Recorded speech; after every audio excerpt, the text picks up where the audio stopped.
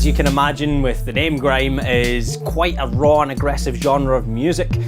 First spawned in the early 2000s in London. It's been underground for quite some time, however in the past 5 years or so it's really become commercial, and there's some big artists out there now like Dizzy Rascal, like Wiley, and more recently Stormzy as well, who are taking the industry by, well, storm.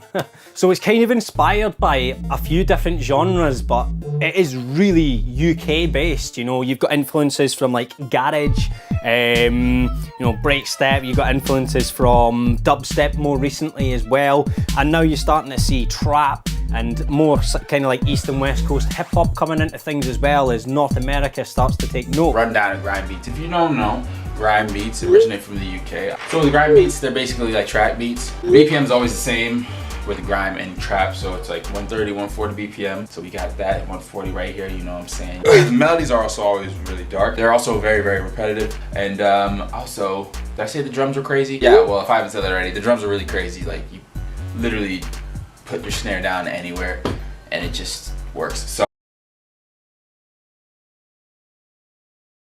make bass lines heavy, the notes do. The legendary London grime producer and MC Skepta just dropped his new single, Wish You Were Here. This track is the epitome of London's grime sound, with its string arpeggios, dissonant bass, and syncopated drums. However, Skepta has a secret skill up his sleeve, which takes this tune to the next level.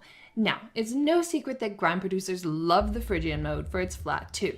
For example, if you're an A Phrygian, the flat 2 is B flat. And if you're familiar with modes, you'll know that Phrygian is minor. And if you're not familiar with modes, just keep watching because we'll explain Phrygian in a minute. So, here's where the grime veteran kicks things up. Instead of playing the flat 3, he plays the 3. Thereby turning Phrygian into Phrygian dominant, aka Phrygian major, which is a very rare scale.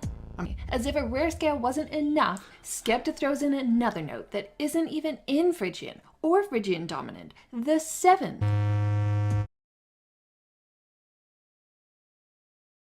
To keep this one super simple, for the bass line, I've literally just copied the main lead melody and turned it down a few octaves, turned it into a sub bass. This is how it sounds.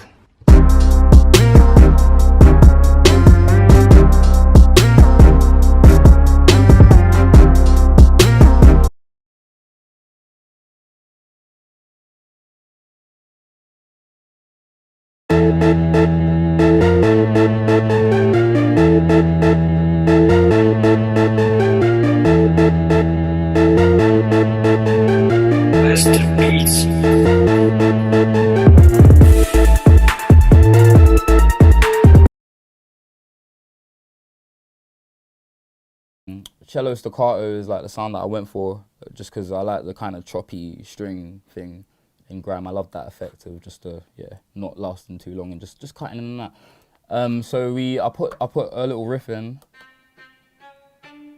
that I feel like just note-wise it just kind of had that like icy the icy feel of grime. It was giving me a little bit. So it's like beating at you, you get me? It's coming for you, and then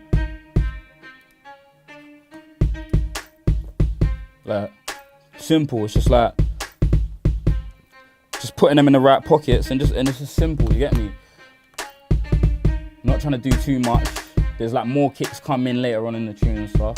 And then even with the hi-hat, like a lot of times I will do like like the typical hi-hats and do like rolls and do like all like the mad stuff that you can do. But this one, I was in a place where I started to kind of just embrace a bit of minimalism and put in like percussion and stuff. So yeah, I went minimal with it. It's made the bass kind of stick to that minimal formula. Like I didn't want it to pop up in the spaces. Like I just wanted it to support what was already going on. You know what I'm saying? Like build that house of minimalism real quick. It's just 2 notes. Boom, literally, yeah.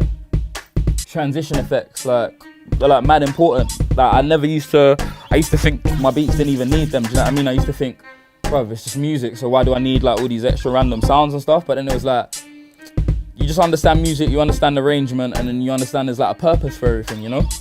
So, ring, what's one of the things I can do now, building into the chorus and emphasizing it just like proper, without adding a whole next dimension to it, because I was so happy with like the bubble. So it's just like,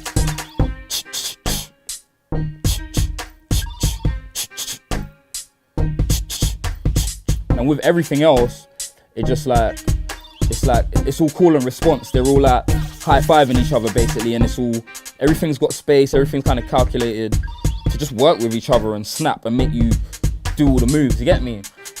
That was all I did really. It was just going for a feel. I was just adding to the feel, like focusing on the feel, like literally not focusing I wasn't focusing on anything other than just like the feel of it.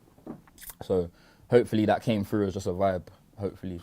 I had my best not to delve too far from what is like kind of like the template grime arrangement. And I feel like even like trappy music, like rap music, it's like template kind of arrangement for it at this point. In terms of, it's either like your chorus, you're gonna have your 8-bar intro for grime, maybe it could be 16 on some like a rap tune or something, but like 8-bar intro. Some people go with the chorus first, which obviously I've done that here and there, but depending, I guess it's just the mood that you're trying to set. We're at there's 2 8s and a 16, and the chorus is like 8 bars again. Because that's just what it is, it's an 8-bar chorus. And then, yeah, I think basically the tune kind of follows that arrangement in the sense of like, it's like 16 verse from me, 8-bar chorus, 16 verse from JME, and then another 8-bar chorus and a 16 verse from me. And I believe the last chorus is doubled for just because that's what you do at the end of the song. You just give it to them again, the most hyped up point of it.